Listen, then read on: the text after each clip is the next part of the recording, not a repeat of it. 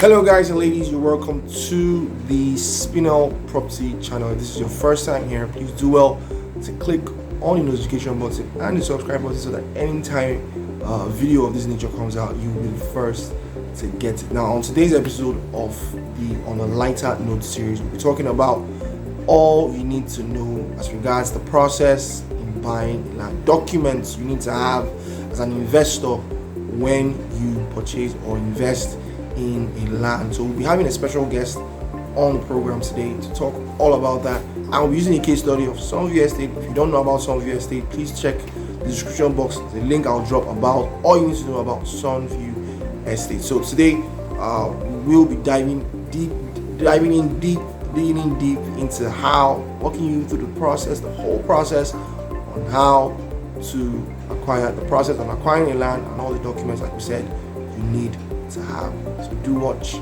this video. Alright guys, so you're welcome back to the On a Lighter Note series, and like we said, we do have a special guest in the house to talk every one of you through the process on how to buy a land and what documents, which is the follow-up stage, what documents you need to have as an investor. Like we said, we'll be talking about SUNVIEW Estate as a case study. So you're welcome, Mr. Timothy Ofili. Yeah. One and only Mr. Timothy Ofili. My G. Property guru. Yeah. Property master. Yeah, too much. All right. So basically, today we're talking about the process. A lot of people, they don't have an idea of how to first acquire a land, and then once they acquire a land, what do they need to have in terms of documents? Here in SUNVIEW. Okay, basically, SUNVIEW being your case study, it's good to know that the estate is a very good place to buy land. I can tell that a couple of clients have bought several land from me, from SUNVIEW, which they are happy today because the land people are appreciating every day.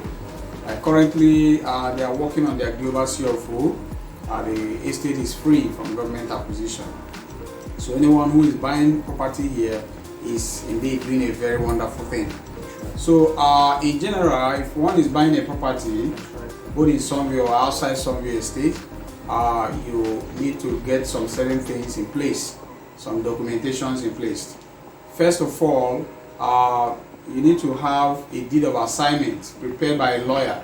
Deed of assignment? Yes, deed of assignment prepared by a lawyer. So that means that if you are buying, you have to have consult a lawyer to prepare a deed of assignment for you and a contract of sale for you. Also, the person you are buying the property from, you need to also be sure that he or she has a deed of assignment from the family. You remember, a family government, if a government has given a portion of land for family to sell, of course they have the right to sign the deed of assignment, and then thereafter that deed of assignment can be used to process some other document like governor's consent and there's global CFO. So the deed of assignment that you're going to collect from the person you're buying your property, the property from, that deed of assignment will be used by your lawyer to prepare your own details. That's right. And that your details, which is also your contract and your deed, will also be what you are going to sign with the person whom you are buying a property from. So first thing first, if you are buying a property, you have to be sure that your documentation such as contract of sale is intact. Make sure that your lawyer has get it done so that while you are making your transfer to the owner of the property, the owner will sign for you. That's But right. remember, land is just a physical thing. That's right. But what you are buying is the document. So if you are buying a land without a document, you have no property. Yeah. So that is what you can always refer back to. That I have this land, this is a document. If you don't have a document on the land, you don't have a land. Your contract of sale should be ready, and while you're making your transfer, the owner will sign for you. Then thereafter, you can now prepare a deed of assignment. The deed of assignment is going to be signed by the family, because you are going to go back to the family who originally sold the land to the person you are buying from, and thereafter the person will sell to you, and you go back to them as well to obtain your own deed, because this deed you are going to obtain from them will be what you are going to use to process your governor consent and your individual CRO. So these are basic things that you need to do. And as time progresses, of course, you have to measure the land, survey it. That is perimeter survey, as some may call it. That is, if the place is not gazetted or exercised, you need to do a perimeter survey. Yes, you need to do a perimeter survey. If the place is not exercised or gazetted. Or provisional survey. We call it provisional survey. So such survey will tell you these are the dimensions of the land to be sure that the land is complete in the size. That is 60 by 120.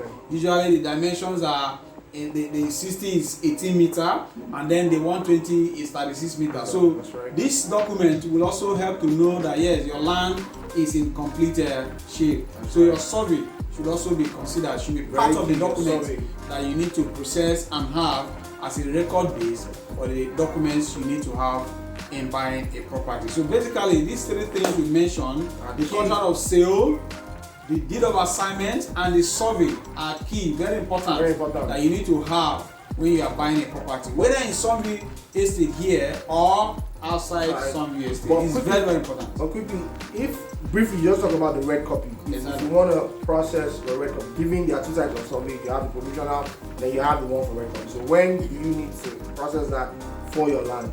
What scenario? Okay, now that brings us to the two types of survey that we have. That's right. So we have, like I mentioned earlier, provisional survey, and we have a red copy survey.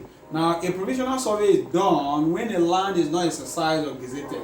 You just have to do it for a record purpose, so that you can know the dimensions of the land. All right. Such a copy of survey cannot be lodged in a Lausa because the area of land has not been gazetted. But when an area of land is gazetted, then you need to proceed with that survey to Lausa by lodging it in to the system. That is the work of a surveyor.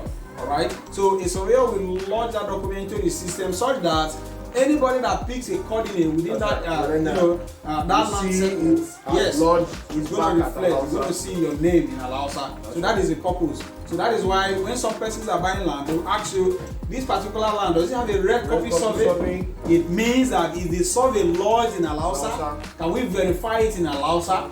All right. If it is not, you will just tell the person, oh, it's a provisional copy. And understandably, anyone that hears a provisional copy survey will know that, oh, okay, this place is just free, not really that it's a size or gazetted. So that is just falls in that. Yes, it falls in that bracket. Now, from now, because already their global CFO will soon be out. And they will have a general layout and survey in Lausa such that anywhere you pick coordinate, it will reflect there. So that is a very good progress. Outside that, the provisional copy survey is just to help you to identify the dimensions of the land. But if it is a size area, you can then lodge that survey. You can lodge that exactly in Lausa. So that is just the difference. So lastly, before we let you go, before we let the property guru go, we want to touch base on somebody in the diaspora. If somebody in the diaspora is buying, what should you look out for?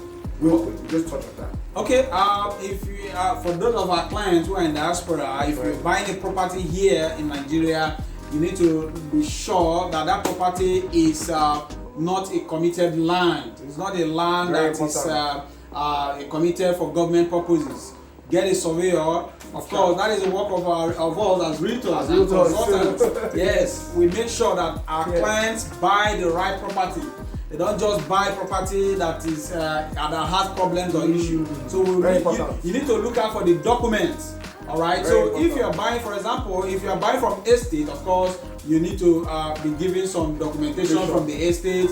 The estate, does it have a global CFO? Where they bought the land, is this size or gazetted? All those things you should find out. All those things if they are available. And for if you are buying not from estate, you need to also be sure that the person you are buying from has a deed of assignment. The contract of sale is very important.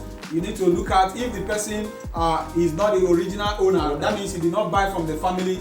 You need to look at if he has a contract of sale indeed, or he signed with the person he bought from. And the person he bought from as well, does he have deed of assignment with the family? All these things are important for you to check out. And you need to get a surveyor, all right, to be able to go to the site and pick coordinates. Because sometimes they can fly coordinates on paper.